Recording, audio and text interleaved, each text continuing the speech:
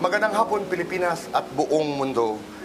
Nay, tay, kapuso, pahiram po ng 20 minutes ng inyong hapon. Ako po si Boy, and welcome to Fast Talk with Boy Abunda.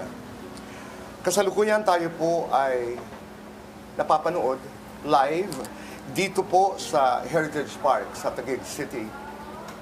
Ngayong hapon, samahan niyo po ako as we remember one of the greatest actors in Philippine cinema, as we remember a friend, a mother, a national artist for film and broadcast arts.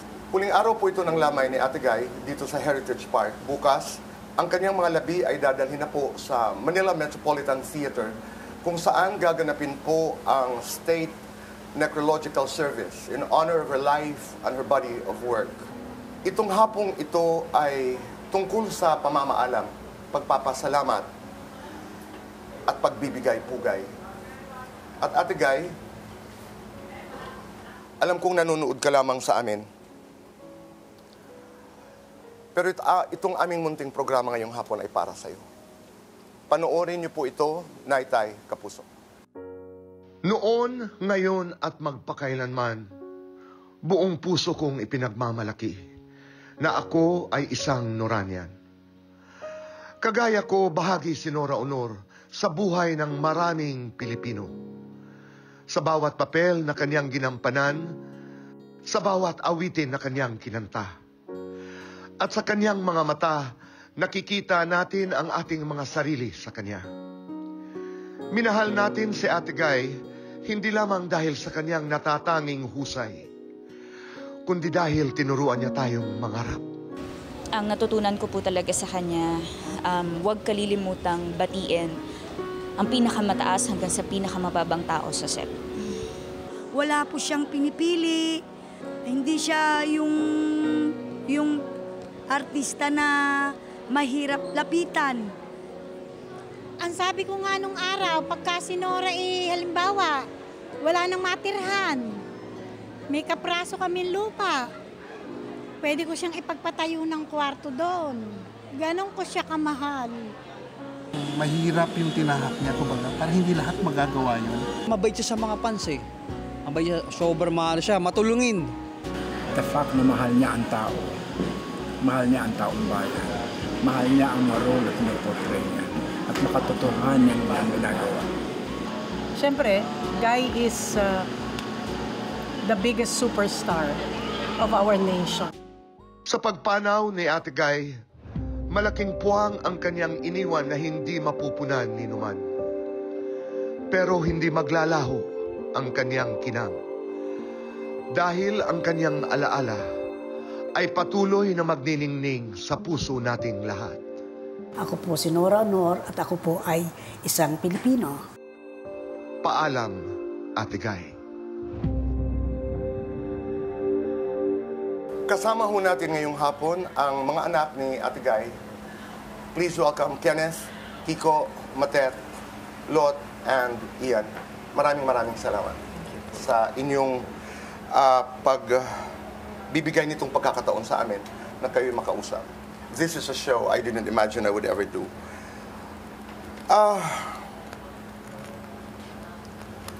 Lot, how do you want Ate Guy to be remembered?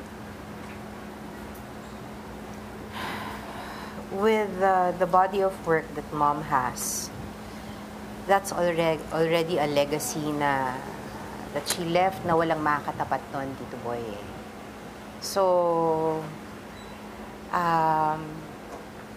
na sana lagi nilang maalala si Mommy was started from humble beginnings, was blessed to become the greatest superstar, and nabinigay niya yung oras, panahon, talento at pagmamahal niya sa lahat ng walang hinihinging kapalit. And that she's grateful sa lahat na nagmamahal sa kanya, na mga tagahanga niya, mga kaibigan niya, na ang lagi namang sinasabi ni Mami, kung hindi dahil sa kanilang lahat, wala siya. So, yun lang po. Ian, you have 2 kids, 1, 9, 1, 6. We were talking about it earlier. Paano mo gusto maalaala ng iyong mga anak ang iyong ina? Tito Boy, every night we always pray for Mom. And my son Jaden, the 9-year-old, would always lead a prayer for us. He would always start out with Mom. And kasi with our line of work, we rarely, have bondings together. And if ever we have time together, that's the most special moments that we cherish. Diba? So, my kids, every time they feel like going to Mama Guy's house, tapos she's busy, she's doing something, she's taping or doing movies, they would insist. They would insist, and they would love to play around the house. They would love to run around the house. They would love receiving gifts from Mommy. And every time they think about Mom, it's always happiness, joy, toys, and yung short moment na yun that we've been together with Mom and the kids. Those were the most cherished moments for them. Kasi they never ever forget Mom as a grandma. Aside from being a superstar, the national artist, every time they play around the house, she's just grandma. Walang superstar. Hindi siya artista. Hindi siya si Nora Honor, the national artist. She's just love being the grandma of her grandkids. And the most important thing that Mommy embedded into them was to always pray.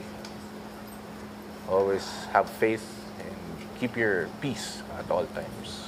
Okay. Kenneth, Kiko, ano yung pinaka-fondest na alaala niyo kay Ate Guy?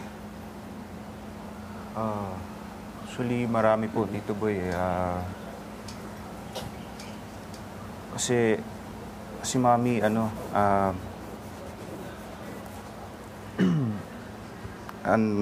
pag magkakasama kami ng kami lang, hindi po siya showbiz, hindi po artista.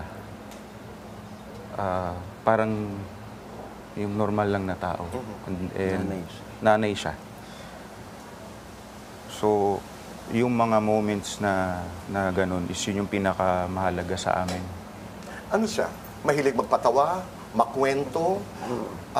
Yes, actually, mahilig po siya magbiro. Tatawagin kanya sa iba-ibang pangalan na nakakatawa. May mga pagkakataon ba na nagbibiro at siya lang ang tumatawa?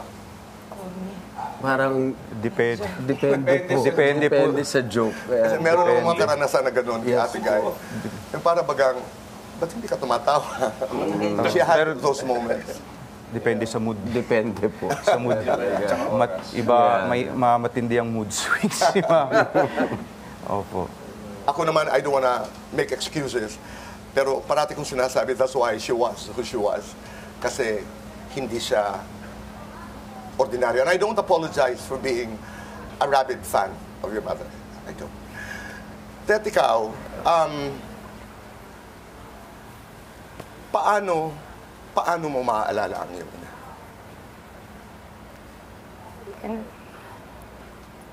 Ano po? Yung pagmamahal niya po sa amin. Hindi lang po sa amin, kundi sa mga anak namin. Pag na-hospital po ang mga anak namin, magsatsat po si Mami, Tito Boy. Anak, hindi ako makatulog. Kamusta si Miska? Yung pagmamahal niya po sa amin, hindi man ho niya nabigyan ng pagkakataon nakita ng mga tao, kagaya ng mga ibang pero buong-buo niya kaming minahal.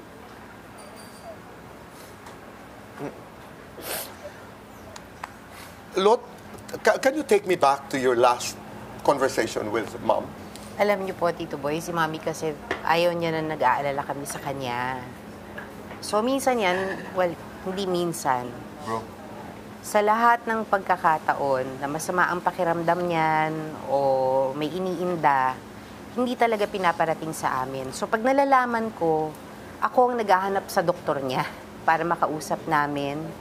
Tapos, I call for a family meeting. I call my siblings. Ito ang sitwasyon. Ito si Mami. Ito ang nangyayari ngayon. Kasi, kung si Mami lang po talaga, hindi siya talaga nagsasabi sa amin. So, we always find out from other people. Kahit kamustahin namin siya, Ma, kamusta ka? Ang lagi lang niya sagot, okay ako. Huwag mo akong alalahanin, anak. So, yung huli naming pag-uusap, Tito Boy, meron akong doktor na tinawagan na kinukulit, na nagagalit ako, include us. Kasi kami yung mga anak, isama nyo kami. Sa kung anong nangyayari, para kung meron kaming maitulong, magawan din namin ng paraan. Nakarating po kay Mami yun. So si Mami, minessage ako. Sabi niya ulit, anak, okay ako. Sabi niya, sinabi sa akin ni Doktora, gusto mo siyang makausap. Huwag ka nang mag-alala sa akin, anak, kaya ko. And then sabi niya,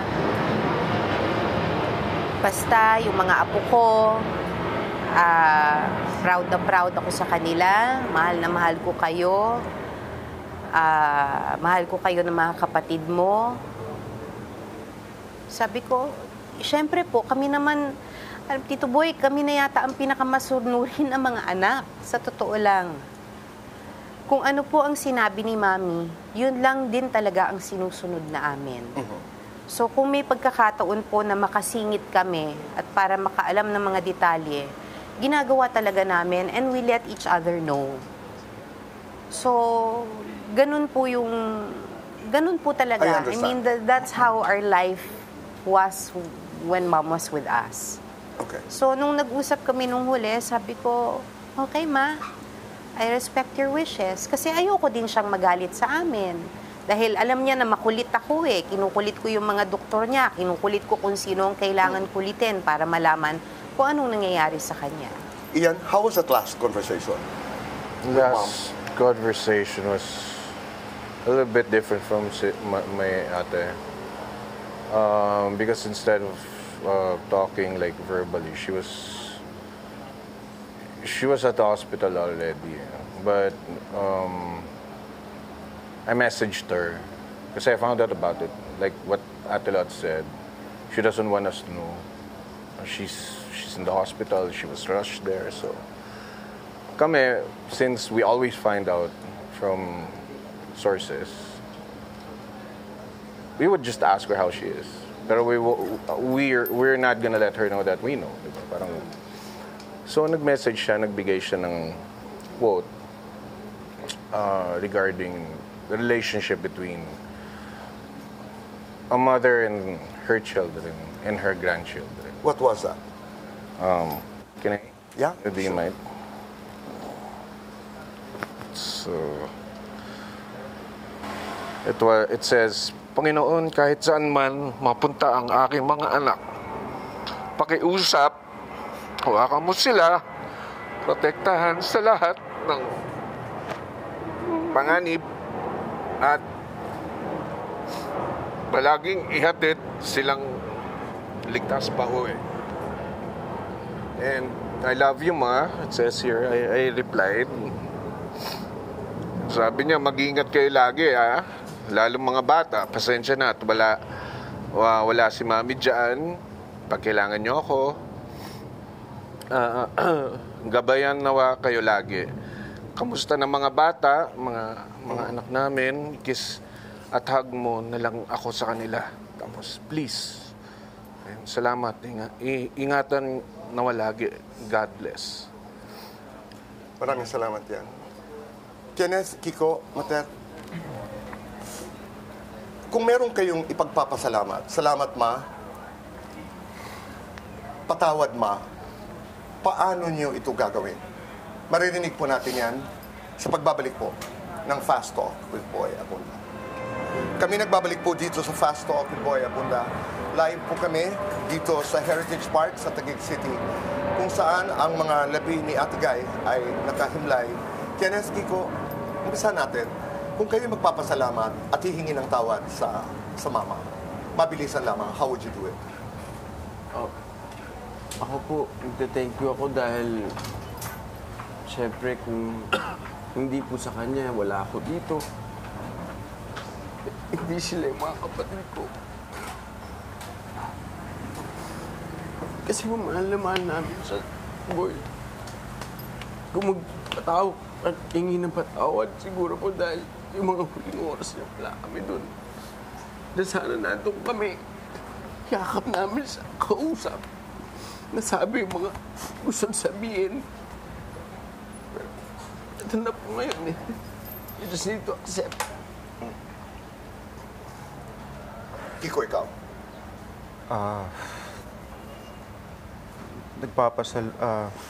Papasalamat po kami. Kasi dumating kami sa kanya. Naging part kami ng buhay niya. And siguro kung hindi kami nandito ngayon, o hindi namin siya naging nanay, hindi namin alam kung anong magiging buhay namin. So, maraming salamat, Ma, kung nasaan ka man ngayon. Mahal na mahal ka namin. Thank you. Thank you sa lahat. Siguro naman naririnig niya kami.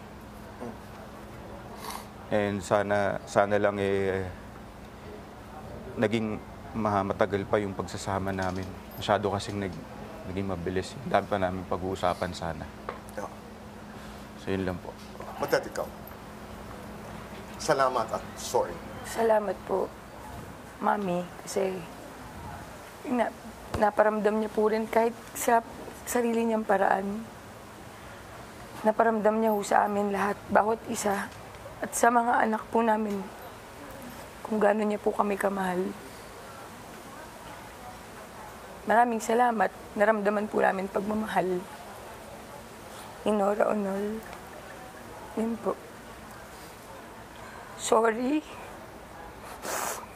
Kasi Tito Boy, last interview ko po sa inyo, dito rin sa Fast Talk, yun po yung sinabi ko na gusto pala niya nandun kami. Akala namin busy, akala namin pagod. Huwag na lang lapitan, kaya na lang magpahinga. Baka tayo yung pahinga niya rin, te. Di ba? Gusto niya rin kami makita lagi nga. So sorry kasi. Sorry, wala po kami doon. Lot, ikaw.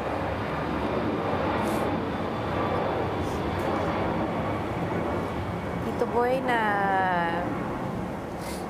kami po ni Mami,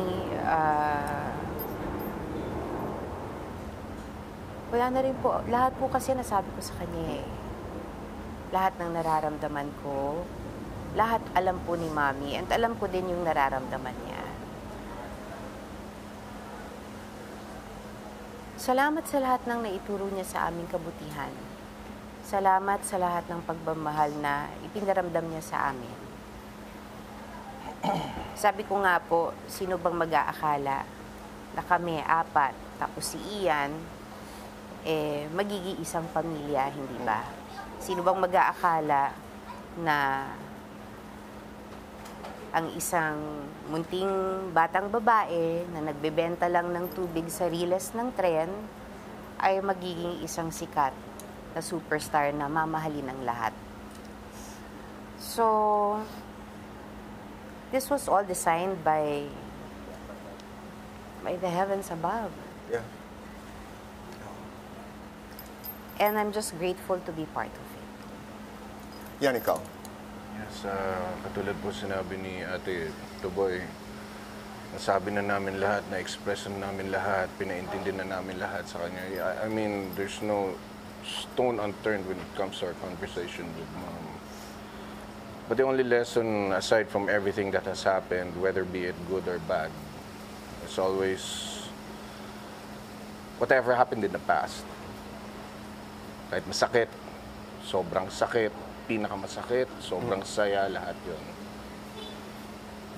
All those were lessons for us to take.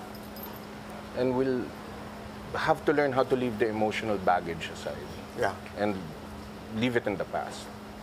All we can anchor with it is the lessons that came with all of those valuable experiences that God has, made us see, discerned from all those. Tama. Ian, maraming salamat. Lot, salamat. Ang aking taos-pusong pakikiramay. Matet, maraming salamat. Kiko, Kenneth, maraming salamat. Tito Boy, before you end, I just want you to know that Mom loves you very much. Mahal na mahal ka niya, alam ko yun. And from our family to you, Tito Boy, salamat sa lahat ng pagmamahal na ibinigay mo kay Mom. Sabi ko nga, bago mag-umpisa ang show na ito, this is one show ganito po. Hindi lingid sa sambayan ng Pilipino na ako'y isang diehard Noranian. Umahang ako ng maraming artista, maraming singer sa Pilipinas at sa abroad. Napakarami kasing mahuhusay ng mga Filipino artists. But first, there was Nora Honor. First, there was Nora Honor. Alam niyo po, itong litratong ito, binigay ho sa akin ni Ate Gayan some decades ago. Sabi niya sa akin, tago mo yan para malaman mo na maganda ako. Itong upuan na aking inuupuan po ay bigay ho ni Ate Gay sa akin. Aalagaan ko po ito hanggang sa dulo. Itong bracelet na ito, kaya tinanong kita kanina kung kailan ka pinanganak. 1989, nagpunta ho kami sa Middle East, nag-tour sa Bahrain. Pumunta ho kami sa Gold Souk. Biglang nakita ko na lamang, bigay ito ng inyong ina sa akin. Pero higit sa lahat, ang naibigay sa akin ng isang Nora Honor at sa aming lahat ng mga humanga sa kanya ay pag-asa.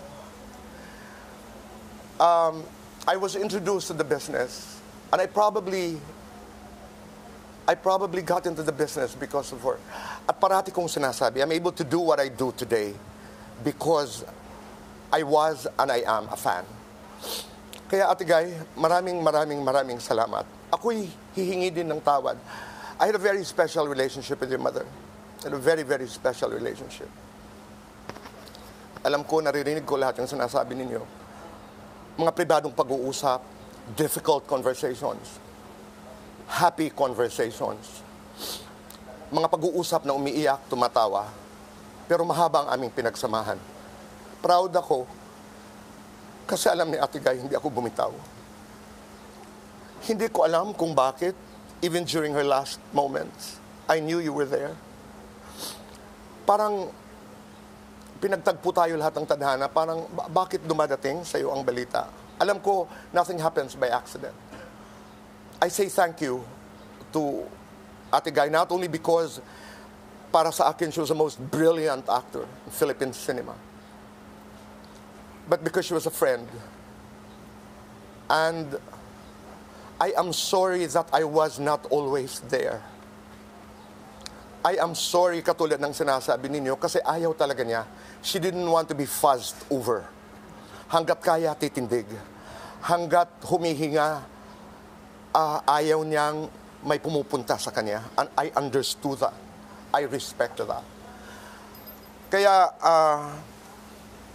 sa sambayan ng Pilipino, maraming salamat po on behalf of the children, on behalf of everybody who loved her and who continue to love her. The only way to love your mother, the only way to understand the great Nora Honor was to love her. Maraming salamat po. God bless us all.